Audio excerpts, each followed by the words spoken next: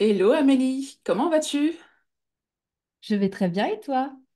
Superbe, merci beaucoup. Merci d'avoir accepté mon invitation à rejoindre Solo to CEO Interview. Donc je suis ravie de t'accueillir sur ce podcast, notamment parce que les thématiques et les sujets qu'on va aborder, ce sont des sujets forcément qui te parlent parce que tu es business mentor et tu es aussi fondatrice de l'Académie du Temps, c'est ça? Et justement, tu parles beaucoup de gestion du temps, de structuration, d'équipe, de délégation, donc c'est superbe. Génial. Bien, Merci en tout cas pour ton invitation et moi j'ai hâte qu'on puisse effectivement parler de tous ces sujets-là. superbe, merci beaucoup. Alors, je te propose pour commencer de te présenter, de nous dire qui tu es et qu'est-ce que tu fais. Ouais, donc comme tu l'as dit, je suis la fondatrice de l'Académie du Temps, qui a été créée en février 2021 après avoir connu une grosse période de surcharge en tant qu'entrepreneur. Donc j'ai réussi à mettre plein de choses en place et puis on a commencé à me demander des conseils finalement. Et c'est à ce moment-là que j'ai créé l'Académie du Temps. Donc qu'est-ce que c'est l'Académie du Temps? C'est un programme d'accompagnement pour les entrepreneurs prestataires de services. Donc on les accompagne, nous, à structurer leur entreprise pour pouvoir développer leur chiffre d'affaires mais sans s'épuiser. Donc, notre mission, c'est vraiment d'éviter et de lutter contre l'épuisement de l'entrepreneur. Et donc, voilà, d'éviter la surcharge ou sortir les entrepreneurs de la surcharge et donc de les aider via de la gestion du temps, de la structuration d'entreprise ou de la délégation. Superbe. Bon, très bien. Alors, ce que je te propose pour commencer, c'est qu'on définisse les termes de solopreneur et de CEO. Donc, je vais te donner ma définition, en tout cas ma vision sur ces termes-là. Et après, je te laisserai la main pour me dire un peu ce que tu en penses et quelle est ta vision là-dessus. Ça marche. Ça te va? Ok. Ouais. Alors pour moi, un solopreneur, comme son nom l'indique, il fait tout seul dans son entreprise. Donc c'est un peu le couteau suisse de son entreprise. Il va avoir différentes casquettes, la casquette de chef d'entreprise, de stratégiste, la casquette comment dire, d'expert, de technicien, et aussi la casquette de tout ce qui est gestion des opérations. Donc en fait, il fait tout dans son entreprise et la plupart du temps, il est beaucoup dans l'opérationnel. Euh, il peut faire appel de temps en temps à des freelances, à des prestataires de services pour des projets, on va dire, ponctuels, temporaires, précis sur du court terme, mais c'est pas quelqu'un qui va être vraiment travaillé au cœur de ton business avec toi sur du long terme. Donc pour moi, c'est ça un solopreneur. Et d'ailleurs, j'entends souvent, alors notamment, je sais plus, je crois que c'était sur le réseau LinkedIn, des gens qui se disent solopreneurs et derrière, tu découvres qu'ils ont une grosse équipe qui gère tout, quoi. Tu vois? Donc, alors certes, ce sont des équipes qui ne sont pas salariées, parce que là, on va jouer sur les statuts, ils sont pas salariés, mais ils sont quand même freelance et ils travaillent, ils sont au cœur de leur business et ils travaillent pour eux sur du long terme, quasi quotidiennement. Voilà, donc c'était aussi la nuance que je voulais apporter par rapport à ça, parce que c'est vrai que souvent, il y en a, voilà. Et CEO, pour moi, là, pareil, CEO, il fallait bien que je trouve un terme pour différencier le solopreneur du directeur, du dirigeant d'entreprise qui ne travaille plus tout seul dans son business, mais qui commence à s'entourer d'une équipe, qui commence à déléguer pour pouvoir justement se retirer un peu de l'opérationnel et pour plus adopter un rôle déjà différent, un rôle de visionnaire, un rôle de stratégiste, un rôle aussi de manager, voilà, pour travailler vraiment sur sa vision, sur la stratégie et sur des projets à haute valeur ajoutée. Alors oui, peut-être que le terme CEO, c'est pas forcément adapté, on est d'accord, parce que il y en a qui vont s'offusquer peut-être en se disant, mais moi je suis pas CEO, en plus c'est pas adapté pour l'accompagnement, pour le mentorat, pour le coaching. J'ai une petite équipe, je ne me considère pas comme CEO. Mais voilà, il fallait bien que je trouve un terme. Je n'allais pas dire directeur général, c'est fait moins sexy. Donc voilà, c'était vraiment pour apporter ma vision là-dessus. Et voilà, pour moi, un CEO, c'est voilà, t'adoptes plus un rôle de chef d'orchestre finalement. Ok, alors moi, je n'utilise pas trop ces termes-là, j'avoue. Alors, je suis d'accord avec toi sur le fait que solopreneur, évidemment, c'est un indépendant. Donc, c'est-à-dire que normalement, il n'a pas d'équipe ou alors des prestataires de services, c'est-à-dire des personnes à qui tu délègues n'ont pas un rôle dans ton entreprise, mais plutôt une mission. Et puis, les CIO, normalement, ont, enfin, on va dire sur le papier, une équipe, et peu importe le statut juridique de l'équipe. Moi, j'avoue que je prends un petit peu le contre-pied de tout ça pour pouvoir dire que dès le démarrage, on est tous et toutes des CIO parce que sinon, on va avoir tendance à tomber dans les pièges un peu du solopreneur, justement de l'indépendant, qui passe tout son temps à faire de l'opérationnel et qui néglige les autres casquettes. Donc, en tout cas, moi, j'ai pris un petit peu le contre-pied de ça en disant, OK, dès le démarrage, on devrait tous être des CIO, c'est-à-dire des chefs d'entreprise, Les chefs d'entreprise. et, voilà, et de ne pas oublier que justement, on n'a pas une seule casquette, c'est-à-dire de faire de l'opérationnel et de faire notre rôle de technicien, mais aussi de s'occuper de la structuration de notre boîte, du pilotage de notre boîte, de l'analyse, et puis également de la stratégie, du réseau, vraiment de tout ce qui permet que notre entreprise soit toujours là dans les prochaines années. Yes. Effectivement, voilà, on pourrait dire à la place de solopreneur, on pourrait dire indépendant. Ouais, Ouais, exactement, c'est vrai. exactement. Enfin, en tout cas, normalement, c'est ça. Yes. Ok. Est-ce que tu peux me dire à quel moment tu as réalisé qu'il était temps pour toi de passer de solopreneur à CEO? Quels ont été les éléments déclencheurs? Ouais, alors moi j'ai un rôle j'ai un historique on va dire un petit peu particulier parce que j'ai fait un petit peu le contraire, c'est-à-dire que moi j'ai démarré mon entrepreneuriat, on était cinq. Donc j'avais quatre associés, donc directement j'étais pas solopreneur, mais je suis passée solopreneur après de m'être séparée de mes associés.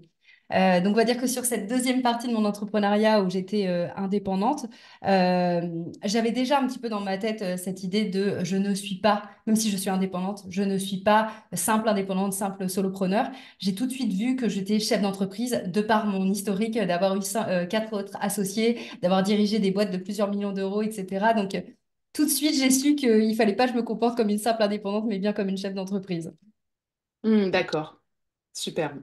Et après, donc, ton histoire, c'est qu'après, tu as arrêté cette entreprise avec ses associés et tu t'es lancé en solo pour créer Ouais. l'Académie du Temps. Alors, au début, je me suis pas lancée solo pour créer l'Académie du Temps. Donc, en réalité, ce qui s'est passé, c'est que j'ai entrepris avec mes quatre associés. On rachetait Oui. des boîtes, en fait, plusieurs boîtes. On les structurait sur nos domaines de compétences. Et puis, je me suis retrouvée complètement sous l'eau à aller vraiment gérer toutes ces boîtes. J'étais le lundi dans une des boîtes, le mardi dans une autre boîte, etc., etc. Donc, je me suis retrouvée complètement cramée. Donc, on s'est séparés avec mes associés. Et ensuite, je suis redevenue consultante RH pour les D'accord. TPE-PME en indépendante. Et c'est à ce moment-là où je me suis dit, OK, il faut que je tire absolument les leçons du passé, c'est-à-dire les leçons de la surcharge, dont j'ai vraiment, dès le début en tant qu'indépendante, structuré mon entreprise, revu un petit peu la rentabilité de mes offres, commencé aussi à déléguer dès le démarrage, parce que j'avais un petit budget du fait de m'être séparée de mes associés. Et c'est là où on a commencé à me demander des conseils, en me disant, mais comment, Amélie, t'es passée de tes 70-80 heures par semaine en faisant tes 50 000 € de chiffre d'affaires à tes 100 000 € actuellement en travaillant 25 heures. J'ai intégré un réseau qui s'appelle Bouge ta boîte et en fait, on me demandait des conseils dans ce réseau-là. Et c'est à ce moment-là, donc c'était en 2020 que je me suis mis en indépendante et c'est en février 2021 que j'ai fondé l'Académie du Temps, donc plus d'un an après. Et après, j'ai complètement arrêté mon métier de consultante RH pour les TPE-PME et pour me lancer à 100% sur l'Académie du Temps. D'accord, superbe. Et quel a été pour toi le plus gros changement de ce passage de solopreneur d'indépendante à CEO? Euh, Bah déjà d'apprendre à ne plus fonctionner seul, c'est-à-dire en termes de mindset, c'est hyper important de bien déléguer, de ne pas micromanager par exemple, ce genre de choses, de vraiment structurer son entreprise pour ne pas déléguer à la tâche, mais bien déléguer un rôle dans mon entreprise. Donc je dirais que les principales choses que j'ai dû apprendre et que j'ai dû, enfin, en termes de changement, ce que j'ai pu voir, c'est vraiment en termes de mindset, de prendre du recul et de savoir qu'est-ce que j'allais vraiment déléguer en premier. Et ça permet aussi de se recentrer sur ce qu'on aime vraiment et sur le rôle qu'on a envie d'occuper dans notre boîte. Exactement, et justement, ça m'amène à la question suivante, puisqu'on va parler de délégation, justement. Quels sont les aspects, justement, que tu as décidé de déléguer en priorité en tant que Ouais. CEO? Comment tu t'y es pris? Comment tu as pris ces décisions? Ouais, alors moi j'ai commencé à déléguer parce que bah justement, ok, j'étais arrivée en tant qu'indépendante à mes 25 heures semaine, mais plus je continuais à avancer et plus je voyais que je repartais dans une augmentation de mon temps de travail parce que j'arrivais à un palier de croissance. C'est-à-dire que je voulais prendre plus de clients, mais je ne voulais pas dépasser ces 25 heures et donc il fallait que je gagne du temps quelque part. Donc je vois un petit peu tout ce que j'avais devant moi, c'est-à-dire j'ai structuré mon entreprise en pôles. Et une fois que j'ai identifié ces pôles-là, je me suis dit, OK, qu'est-ce que j'ai envie de garder, qu'est-ce que je n'ai pas envie de garder? Et j'ai commencé à déléguer le pôle qui me prenait le plus de temps et où moi j'avais le moins de valeur ajoutée, c'est-à-dire l'aspect marketing. Donc j'avais vraiment besoin de quelqu'un qui m'épaule sur la partie marketing, mais qui fasse de l'opérationnel marketing. Donc c'est à ce moment-là où j'ai commencé à déléguer à Laura, qui est mon assistante marketing, et à qui j'ai pu déléguer vraiment toute la partie opérationnelle, donc c'est-à-dire le montage des podcasts, elle a fait la newsletter, elle a fait de la création de contenu, enfin, elle avait un rôle extrêmement polyvalent. Et moi, ça me permettait de me dégager du temps toutes les semaines pour le réinjecter à d'autres endroits dans mon entreprise. Donc, je me suis recentrée sur certains pôles et sur le pôle marketing, je gardais la partie stratégique et Laura s'occupait de toute la partie opérationnelle. Ah, ce que je trouve super intéressant dans ce que tu dis, c'est que en étant seule, en étant indépendante, tu avais déjà cette vision de structurer ton entreprise par pôle. Ouais. Alors que, Oui. ouais, Après, non, comme mais je c'est dis, peut-être que intéressant. je viens d'un parcours un petit peu différent parce que du coup, vu que moi, j'ai racheté des boîtes avec mes associés, on avait des boîtes voilà, entre 1 et 3 et 5 millions d'euros de chiffre d'affaires. Donc, on avait déjà ces pôles-là à l'intérieur de la boîte. Donc, quand je me suis mise en indépendante, bah, j'ai essayé de structurer de la même manière, même si évidemment, quand on est indépendante, même si on a des pôles et des différents rôles, en fait, c'est nous qui occupons tous les rôles et tous les pôles de l'entreprise. Mais c'est bien d'avoir une cartographie un petit peu de son entreprise pour savoir où est-ce qu'on va et à terme, si on a envie de déléguer, que ce soit plus simple. Exactement. Ouais, ouais, c'est une pépite à retenir, ça. C'est que souvent, on pense qu'il faut attendre que la personne arrive pour constituer le pôle et constituer les Mhm. process et les systèmes dont on va parler après. Mais c'est bien de prendre l'avance, effectivement, là-dessus. Superbe. Ouais. Est-ce que tu avais une appréhension à déléguer ou pas? Alors, j'avais pas d'appréhension sur le fait de trouver la bonne personne ou quoi, parce que bah, j'ai fait beaucoup de recrutement, ce genre de choses. J'ai plus eu de l'appréhension quand j'ai commencé à constituer mon équipe pédagogique au sein de l'Académie du Temps. Parce que là, c'était non pas ma zone d'incompétence et de compétence, mais ma zone d'expertise. Ouais, Donc, plutôt sur cette partie-là, j'ai eu des appréhensions à déléguer parce que je pense, comme beaucoup d'entrepreneurs qui commencent à déléguer sa partie expertise, je me suis dit, mais personne ne va être aussi compétente que moi. Et je le dis en toute vulnérabilité, dans le sens où voilà, j'ai vraiment eu ces peurs-là dans ma tête en me disant, mais comment je vais faire? Personne va pouvoir faire ce job-là à ma place, personne n'a ces compétences-là à ma place. Donc, ouais, j'avais cette appréhension-là de déléguer. Après, j'ai toujours voulu travailler en équipe, donc je me suis fait coacher tout simplement sur la partie mindset liée à la délégation. Et puis, j'ai très rapidement levé les freins liés à cette croyance. Parce que maintenant, bon, mon équipe pédagogique, elle est en place et je suis très contente de cette équipe pédagogique et tout le monde apporte sa pierre à l'édifice. Donc, personne n'est irremplaçable. c'est vrai, c'est vrai. Et justement, on va parler donc du développement de ton équipe. Donc, comme tu l'as souligné tout à l'heure, d'abord, tu as commencé avec une assistante marketing, une assistante digitale marketing, qui Mm. d'ailleurs est toujours avec toi, c'est Oui, ça? toujours avec moi. Ouais. Superbe. Et après, donc, tu as commencé à déléguer à d'autres Ouais. personnes? Oui, alors donc du coup, j'ai délégué à Laura en premier. Après, je déléguais déjà des missions. Donc là, plutôt des projets ponctuels pour vraiment gagner du temps, non pas sur du temps que je passais déjà, mais sur des projets dont je n'avais pas le temps de m'occuper. Donc là, ce n'était pas vraiment un réel gain de temps, mais c'était plutôt une économie de temps. C'est-à-dire que c'est pas du temps que je passais, mais plutôt du temps que j'économisais. Après, je suis directement passée à la team pédagogique parce que c'est ce qui me bloquait, Voilà. moi, dans la croissance de mon chiffre d'affaires. C'est-à-dire que j'avais des personnes qui toquaient à la porte, mais que je ne pouvais absolument pas accueillir en étant toute seule. Donc, dès janvier 2023, enfin, j'ai pris la décision en octobre 2022, mais sinon, recruté la team pédagogique de l'Académie du Temps sur des profils un petit peu, on va dire, complémentaires aux miens. Ce que je voulais apporter, non pas un doublon d'expertise, mais plutôt des choses que moi, je n'apportais pas. Donc, c'est mes premières délégations que j'ai mis dans la team pédagogique. Et puis là, dernièrement, là, on est clairement sur des personnes qui ont des expertises un petit peu similaires à la mienne, parce que bah, je ne peux pas me dédoubler. Donc, il faut que je crée, entre guillemets, ces dédoublements dans la team pédagogique. Et puis, pareil, en début d'année, là, pour le coup, j'ai cherché à recruter une community manager. C'est-à-dire que je disais tout à l'heure que Laura avait un rôle très polyvalent au début. Ça, c'était nécessaire par rapport aux besoins de mon entreprise. Mais plus elle évolue, plus maintenant les rôles se splitent un petit peu et les rôles polyvalents deviennent très lourds à apporter parce qu'il y a beaucoup de choses. Donc là, on commence un peu à apporter de la spécificité dans les rôles. Laura s'est vraiment recentrée sur le podcast, sur vraiment la mise en forme de certains outils. Elle m'aide beaucoup dans la structuration de l'Académie du Temps. Et puis là, pour le coup, Marie est vraiment arrivée sur le pôle community management parce que j'avais vraiment besoin de quelqu'un à part entière pour s'occuper de toute cette partie-là.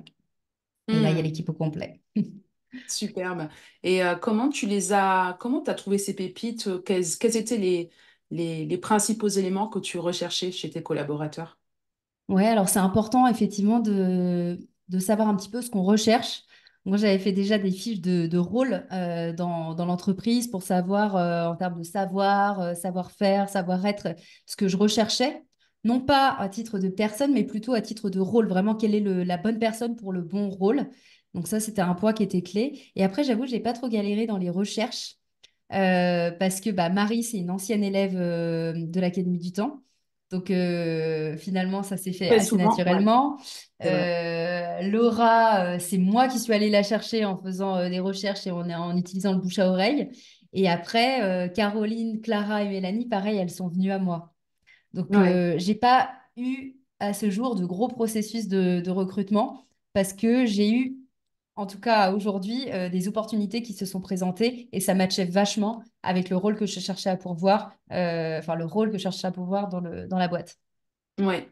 Et donc, tu as parlé effectivement de fiches de rôle, fiches de poste, fiches de rôle, c'est ça, tu Ouais, as quand même bien pris le temps à l'avance de définir ton oui, besoin avec les exactement. savoir-faire, les savoir-être, vraiment les prérequis pour occuper ces Ouais. postes.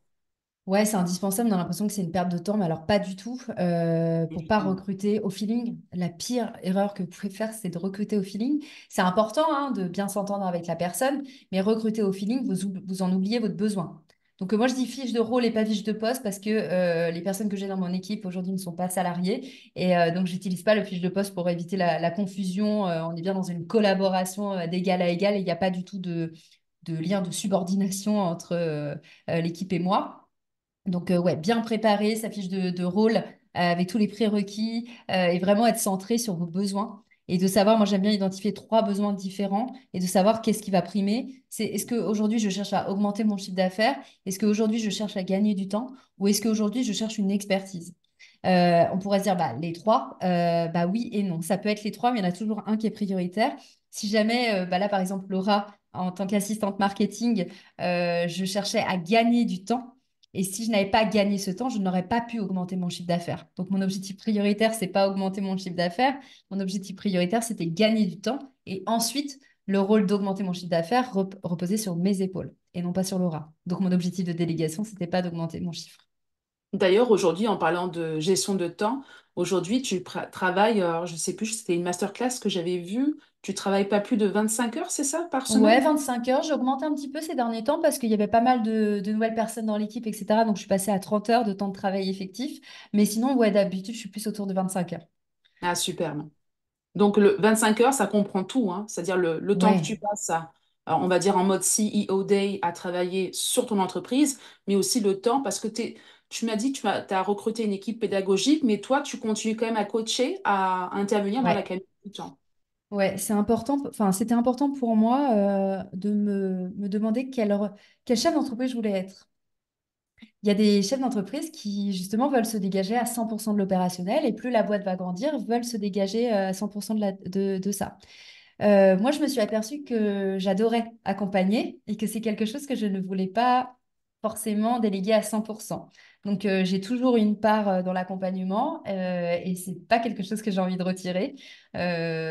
Donc, oui, les 25 heures de temps de travail effectif, ça inclut effectivement tout, du marketing, du commercial, de la finance, du temps client sur ces 25 heures. D'accord. Et quelle est la différence du coup entre ce que toi tu délivres à tes clients et l'équipe pédagogique? Qu'est-ce Ouais. qu'elles vont apporter comme expertise supplémentaire?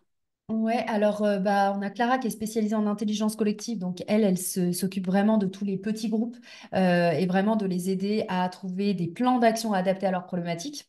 Hmm. Ensuite, on a Caroline qui est, elle, coach mindset. Donc, elle a des appels individuels avec les élèves et pour le coup, elle s'occupe de l'humain, de l'émotionnel, etc. Chose dont je ne m'occupais absolument pas, puisque moi, je m'occupe dans la boîte de tout l'aspect coaching stratégique. Donc, D'accord. vraiment, tout l'aspect bah, voilà, business, stratégie, structuration. Donc, moi, j'ai vraiment ce rôle-là. que ce soit dans des coachings ou que ce soit via l'analyse des documents d'entreprise. Donc, on peut passer par de l'analyse de prévisionnel, comme de l'analyse de la proposition commerciale. Enfin, vraiment, j'analyse les documents. Et après, il y a Mélanie qui commence à être en doublon avec moi sur la partie justement stratégique. D'accord. Et justement, les termes structuration, système, process, comment ça t'est venu? Est-ce que c'est quelque chose que pour toi qui était naturel dès le départ avec l'entreprise que tu as eue avec tes associés, justement, quand vous rachetez des boîtes, etc. Est-ce que c'est quelque Euh, chose que tu as mis en place tout de suite? alors, pour être honnête, est-ce que c'était naturel? Je ne sais pas si on peut dire que c'est naturel. On va dire que j'ai assez rapidement compris que si on, enfin pour les boîtes qu'on rachetait, que si on ne structurait pas sur nos domaines de compétences, ça allait être compliqué. Enfin, c'était vraiment de toute manière ce qu'on vendait. Donc, j'étais habituée, de par mes études de droit, de par le rôle RH que j'avais dans les boîtes, de structurer la partie RH. Donc, on va dire que j'ai juste dupliqué tout ça à d'autres pôles de l'entreprise. Mais après, les compétences des autres pôles, je ne les avais pas avant d'entreprendre avec mes associés. C'est grâce à eux que j'ai pu monter sur d'autres domaines de compétences qui n'étaient pas les miens à Génial. la base. Genre du commercial, de la finance, on avait quelqu'un qui était spécialisé dans les processus industriels. Enfin, bref, dans la partie assurance, enfin, j'ai beaucoup monté en compétences grâce à mes associés sur les Hmm, autres pôles. Mm. superbe. Et tu as commencé à processer, à systématiser, non, systémiser, je sais pas comment on dit, ton entreprise dès le départ, en fait, quand tu as Ouais. lancé l'Académie du Temps. Dès le départ, après, à chaque fois, je rassure aussi à ce niveau-là parce que on n'est pas des multinationales, on n'a pas non plus besoin d'alourdir la structure. Donc oui, quand je dis que j'ai systémisé et que j'ai commencé à mettre des indicateurs clés dans ma boîte, évidemment, il n'y a pas 70 000 indicateurs et il n'y a pas 50 000 process non plus. Mais dès le démarrage en tant qu'indépendante, j'avais quelques process clés, hein, qui étaient au nombre de 4-5 process clés, 4-5 indicateurs clés juste pour me permettre de faire de l'amélioration continue et surtout de prendre des décisions stratégiques, c'est-à-dire qui reposent sur des vrais chiffres qui sont importants pour ma boîte et pas des décisions un petit peu au pifomètre. Ouais. Et justement, aujourd'hui, ben, qu'est-ce que tu as mis comme système et process en place dans ton entreprise? Donc, tu as commencé une AV 4-5. Bah, aujourd'hui, ils sont un tout petit peu plus nombreux, quoique je mets un point d'honneur à garder une structure hyper simple, parce que plus on se développe, plus on a tendance à complexifier sa structure. Donc, je dirais qu'aujourd'hui, on a entre 10 et 15 process à peu près. Encore une fois, ce sont des process clés de la boîte. Donc, on va avoir un process, voilà, donc, comme je disais tout à l'heure, l'entreprise est cartographiée en pôle, pardon, en pôle. Donc, je vais avoir un process commercial sur le pôle commercial. Je vais avoir un process finance sur le pôle finance. Je vais avoir un process, du coup, enfin, plusieurs process sur l'aspect marketing. J'ai mon process de newsletter, j'ai mon process de podcast, j'ai mon process Instagram et mon process LinkedIn. Et après, sur mon pôle de livraison de services, donc mon pôle client, là, pour le coup, on a plusieurs process parce qu'il y a plusieurs blocs en termes d'accompagnement. Donc, on a voilà, un process de coaching, un process de revue de documents, un process d'animation de coaching collectif, etc., etc. Donc, l'idée, c'est vraiment, quand on commence sa structuration, moi, ce que je recommande, c'est plutôt de regarder quels sont les pôles de votre boîte et ensuite d'aller regarder les process clés à l'intérieur, mais surtout ne pas en construire trop, voilà, pour pas alourdir la structure.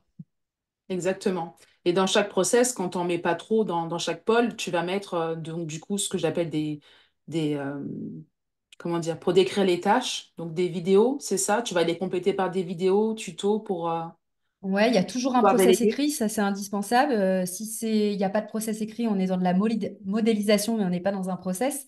Donc un process, il y a toujours une part d'écrit, de description de l'ensemble des tâches. Et après, selon les catégories de tâches qu'il y a à l'intérieur, évidemment un petit tuto vidéo parce que je travaille en équipe. Après, quand on est toute seule, je recommande les petits tutos vidéo juste pour les trucs où vous avez l'impression que c'est un peu fastidieux et que vous avez besoin de voir un petit peu votre écran ou à minima des captures d'écran. L'idée, encore une fois, même quand on est indépendant, c'est vraiment de pouvoir fluidifier, de pouvoir gagner en efficacité, en rapidité, et puis de procéder à de l'amélioration continue. S'il n'y a rien d'écrit, on ne peut pas savoir ce qu'on doit améliorer ou non. C'est ça, exactement. Puis surtout, c'est un gain de temps. Mm. Ça reste un Complètement. énorme gain de temps, le fait que ce soit processé, que ce soit par écrit, du coup. Superbe. Et au niveau de tout ce qui est gestion de projet, comment tu t'organises, comment tu gères ça avec ton équipe? Alors avec mon équipe, on a, bah, encore une fois, on travaille sur les process de la boîte. Donc il n'y a pas forcément de gestion de, enfin, comment dire, de la gestion de projet à proprement parler. C'est-à-dire chacun va être un rôle dans le process et donc du coup, il travaille sur le process en question.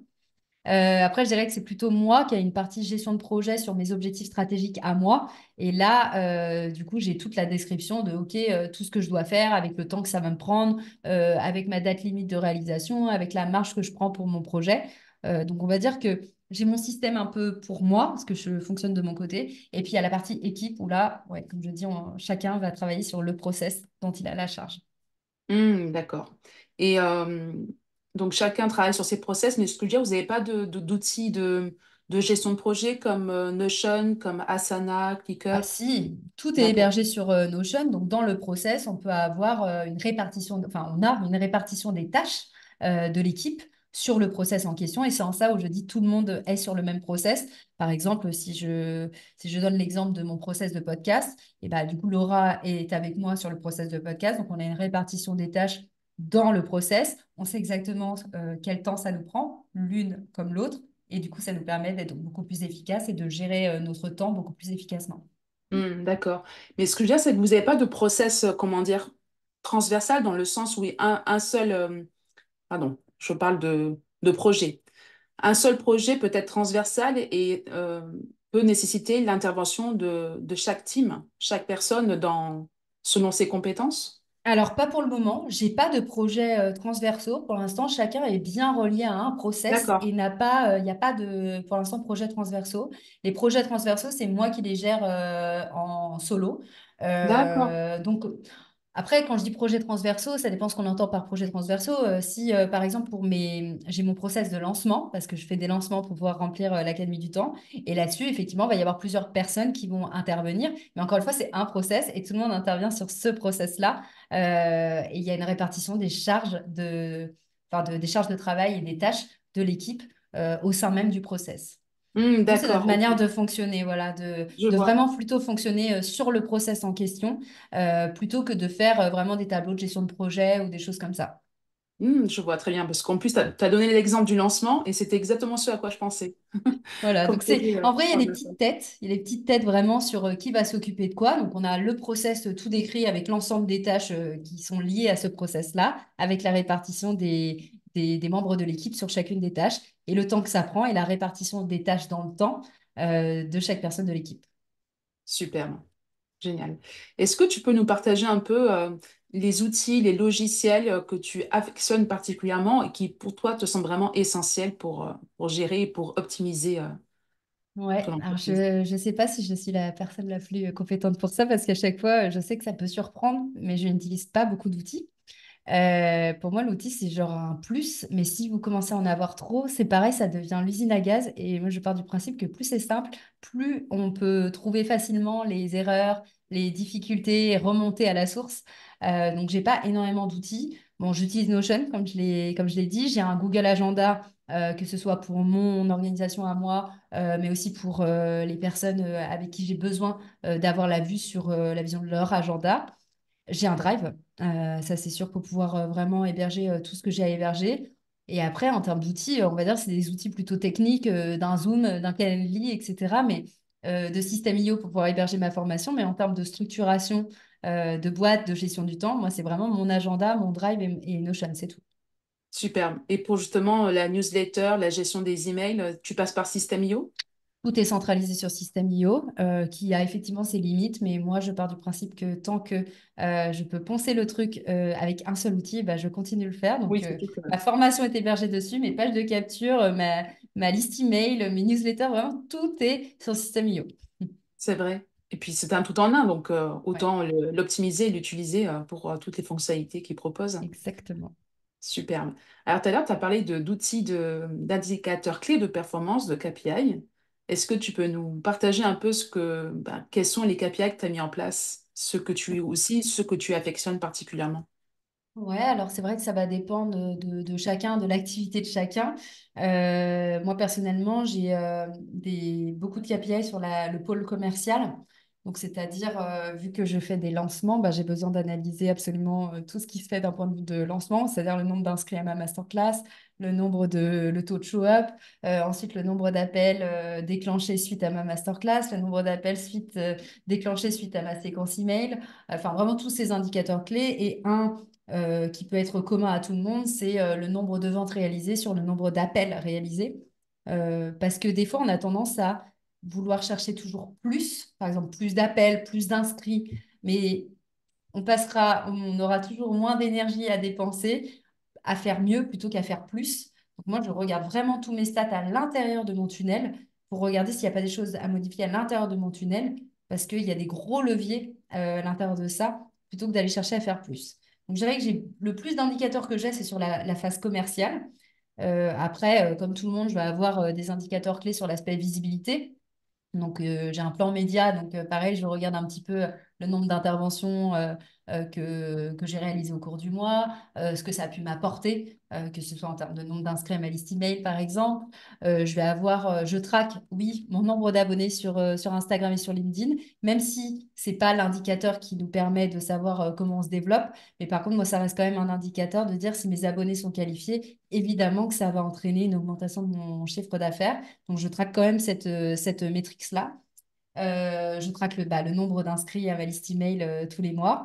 Je traque aussi le taux de satisfaction de mes clients. Voilà, mais j'en ai pas beaucoup. Je pense que si j'en ai une dizaine à tout casser avec l'entreprise que j'ai, c'est tout. L'idée, Non, c'est que c'est ça déjà. prenne pas plus de 10 minutes à relever toutes les semaines ou tous les mois. Sinon, enfin, l'idée, c'est vraiment de se servir des KPI qu'on récolte et pas de récolter des KPI pour récolter des KPI.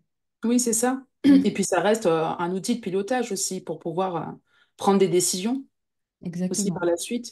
Et quand tu dis traquer, est-ce que tu as mis en place des systèmes d'automatisation ou c'est du Pas manuel? trop.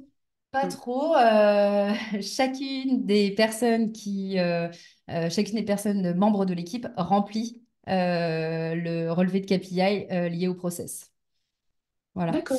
Euh, ouais, Et toi, après, c'est tu les mets, en fait, ça va implémenter peut-être un Google Sheet ou je sais pas pour avoir ton tableau chaque de bord. Non, tout est mis sur un même tableau de D'accord. bord et tout le monde alimente sa partie. Mais encore une fois, c'est juste un relevé. Voilà, c'est manuel, mais ça prend 2 secondes pour chacune des personnes. C'est Ouais. rien. D'accord. Voilà. Top. Top, top, top. Super. Ok. Est-ce que dans ta journée d'entrepreneur, bien que on sait bien que les journées d'entrepreneur ne se ressemblent pas, est-ce que tu pourrais nous décrire une journée type? Oui, alors moi déjà le matin, je me focus sur tout le deep work, quoi, c'est-à-dire vraiment tout le travail de concentration. Donc toutes les tâches de fond, je le fais le matin. Et tous les rendez-vous, je les prends les après-midi. Et j'ai des journées aussi sans rendez-vous. Donc, on va dire qu'une semaine, une journée type, ça va dépendre de quelle journée on est dans la semaine. Mais par exemple, le lundi matin, je vais faire de la création de contenu et le lundi après-midi, sauf exception, parce que d'ailleurs, on enregistre un lundi après-midi. Normalement, je ne prends pas de rendez-vous les lundis après-midi, sauf vraiment grande exception où je ne peux pas les caler ailleurs. Et le mercredi non plus, je ne prends pas de rendez-vous l'après-midi et ni le vendredi. Donc, en gros, j'ai 2 journées où je vais avoir des rendez-vous l'après-midi, c'est le mardi et le jeudi. Et le vendredi, c'est généralement dédié à tout mon rôle de chef d'entreprise. Donc, c'est une journée beaucoup plus cool. Je rattrape un peu le retard et je m'occupe de ouais, mes tâches de chef d'entreprise. Voilà, un petit peu. Là, je vous ai fait plutôt une semaine type plutôt qu'une Ouais, une mais c'est journée ouais, type, mais c'est vrai que c'est important parce que je fonctionne un peu comme toi, c'est-à-dire que moi, normalement, le lundi aussi, après-midi, je ne prends pas de rendez-vous. C'est ma demi-journée CIOD. ok. Et voilà, il y a des exceptions. Et effectivement, après moi, c'est le mercredi après-midi parce qu'il y a les enfants. Et le Mm. vendredi, ça reste une demi-journée tampon, tu vois, où je me dis, voilà, les urgences à traiter, les clients, voilà, je me laisse cette demi-journée-là. Donc effectivement, on est plus en mode ce que j'ai remarqué en tout cas, en mode sur la semaine, il y a parfois même qui organisent des journées rendez-vous clients sur une Mm. journée, après ça va dépendre de chacun.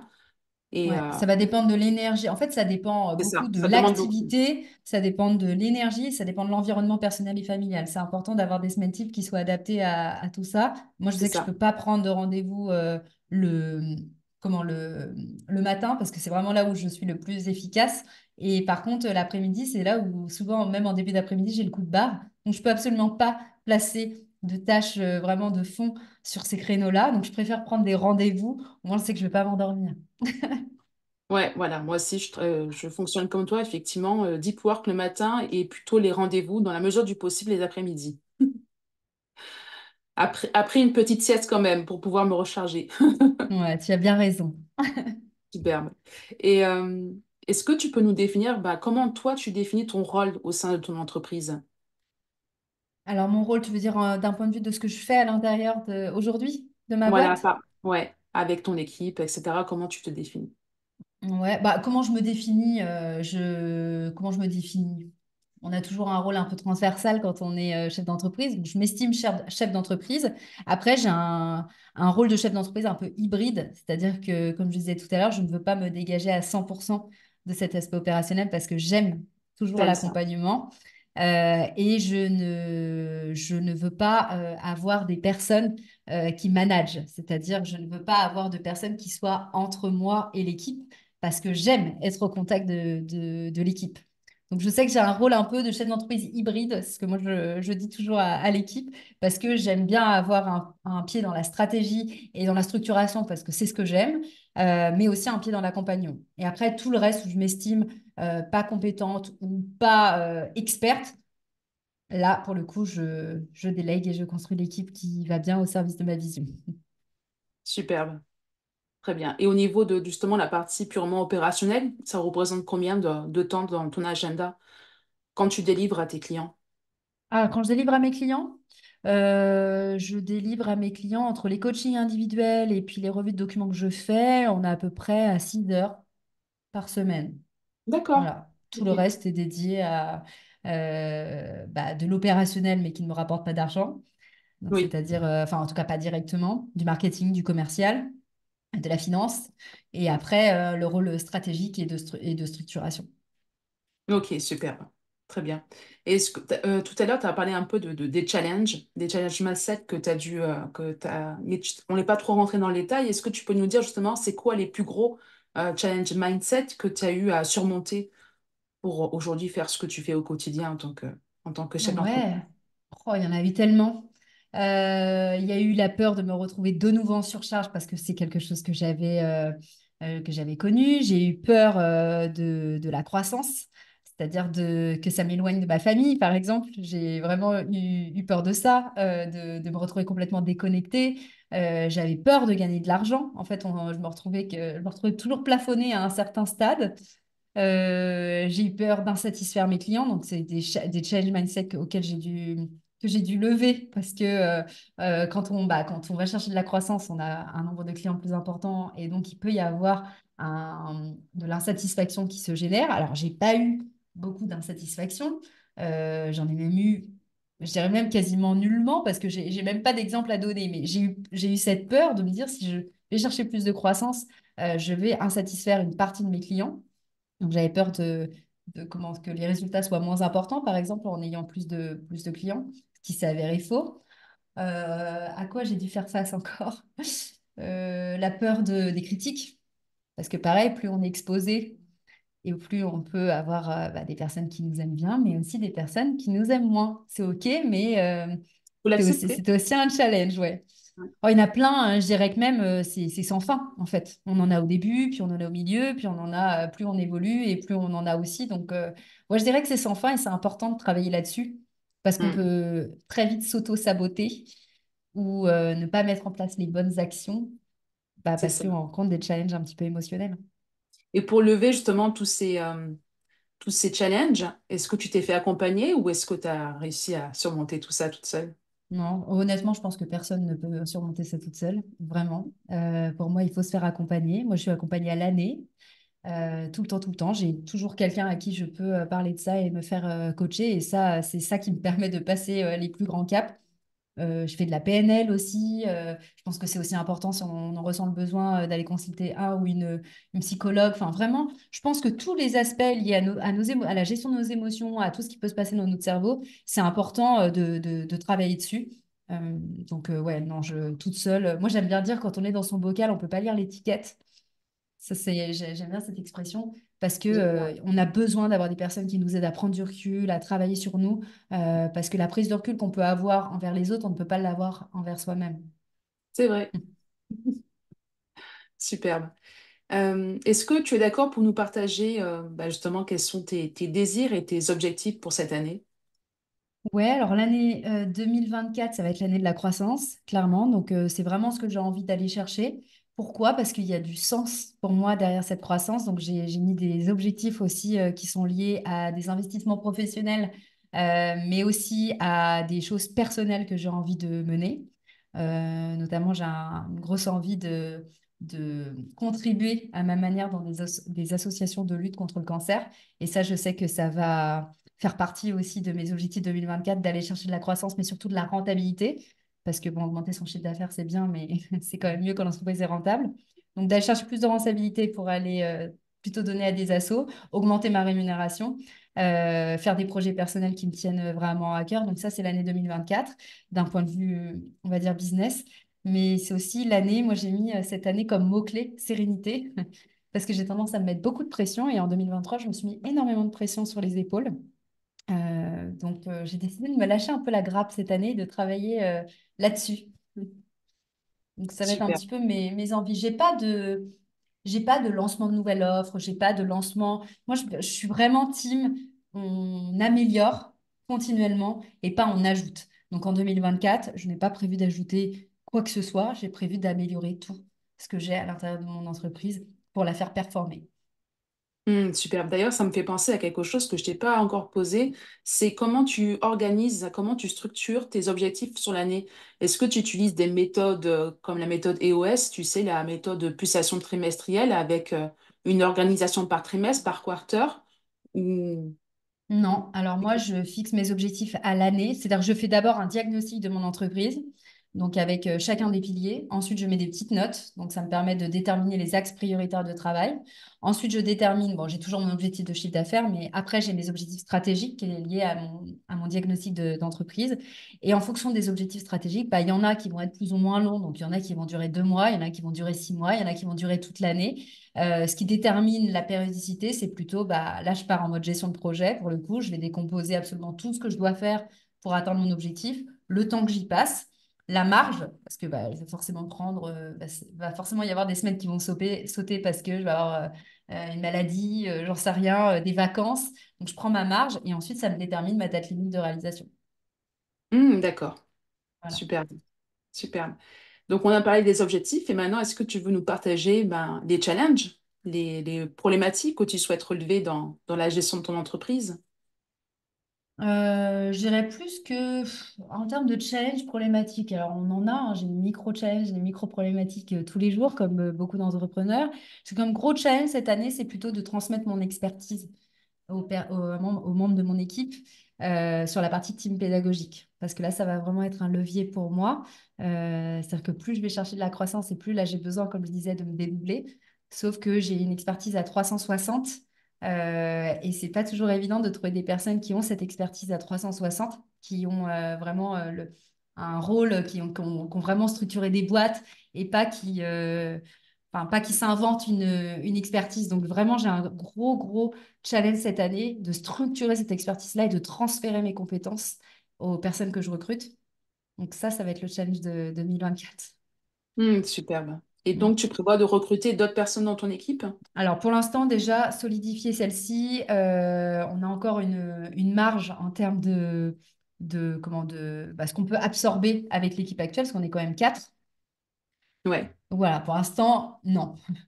Pas de recrutement à court terme. Après, si vraiment on a besoin, oui, mais après, comme je dis, je ne vais pas chercher de la croissance pour faire de la croissance. Donc, si on s'arrête, et ben on s'arrête, ce sera déjà très bien. Ce qui m'importe, c'est plutôt de livrer convenablement et d'apporter les résultats à mes clients. Ça, c'est ce qui me tient le plus à cœur. Donc après, une fois que ça superbe. c'est fait, c'est bon pour moi. Ok, très bien. Ben, merci beaucoup, Amélie. On arrive presque à la fin. Je vais d'ailleurs te laisser le mot de la fin. Quel conseil tu donnerais aux femmes entrepreneurs qui aspirent à faire évoluer, à faire croître leur entreprise? Ouais, moi je vous dirais, inspirez-vous, mais ne faites pas de copier-coller de la vision des autres. Donc, je dirais que si jamais vous avez envie de vous développer, posez-vous la question de quel genre d'entreprise vous avez envie d'avoir. Et en fait, c'est OK de ne pas avoir d'équipe si vous n'en avez pas envie. C'est OK de ne pas faire 1 million d'euros de chiffre d'affaires si vous n'en avez pas envie, parce qu'il y a aussi les responsabilités qui vont derrière. C'est OK de rester en micro-entreprise et pas de passer forcément en société. Bref, construisez vraiment l'entreprise qui est alignée avec votre vision des choses et avec la charge de travail que vous avez envie d'avoir aussi. Donc, prenez tous ces paramètres-là en compte parce que sinon, vous allez vous épuiser ou alors vous dégoûter de ce que vous faites. Donc, c'est vraiment pas l'objectif. Entreprendre sereinement et entreprendre dans la joie parce que la vie est trop courte pour s'emmerder avec une entreprise dont on ne veut pas. C'est ça, très important ce que tu dis, parce qu'il y a beaucoup d'injonctions qu'on reçoit un petit peu de ce qu'on voit, notamment sur les réseaux sociaux, avec ces paliers de croissance de chiffre d'affaires. Et du coup, on pense que c'est la norme et que nous aussi, on doit se challenger avec ça, mais c'est pas Ouais, forcément aligné à qui nous sommes et ce qu'on non. veut faire. Et puis une Mm. entreprise n'est pas toujours en croissance. Et ça, je voulais aussi le dire parce que c'est facile, je mets des gros guillemets, au début d'être en croissance. Hein. Les premières années, si vous faites, je sais pas, 20 000 euros de chiffre d'affaires, vous pouvez faire x3 l'année d'après. Mais à un moment donné, vous stagnez. Vous stagnez, il y a même de la décroissance et c'est normal. L'entreprise fonctionne par cycle, donc c'est tout à fait normal. Donc ne vous flagellez pas. Par contre, gardez une bonne renta. C'est pour ça que c'est important aussi d'avoir des objectifs de chiffre d'affaires qui sont un petit peu au-dessus de votre seuil de rentabilité économique, c'est-à-dire des charges que votre entreprise doit sortir. Sinon, ça va toujours être la course à plus, plus, plus, plus, plus. Très important. Merci beaucoup pour ce partage. Et Merci. dis-moi, si les personnes veulent te joindre, c'est quoi le mieux? Qu'ils te joignent sur Instagram, LinkedIn? Ouais, bah, je suis présente sur Instagram, sur LinkedIn. Ça, c'est vraiment les deux réseaux sociaux où on peut venir échanger directement avec moi. Donc, il ne faut vraiment pas hésiter. C'est avec mon nom et mon prénom, tout simplement, Amélie Canan. Et Ok. voilà. Superbe. Bon, ben, très bien. Merci beaucoup, Amélie. Merci Merci à pour toi. cet échange. Merci à toi, Aurélia. À bientôt. À très vite.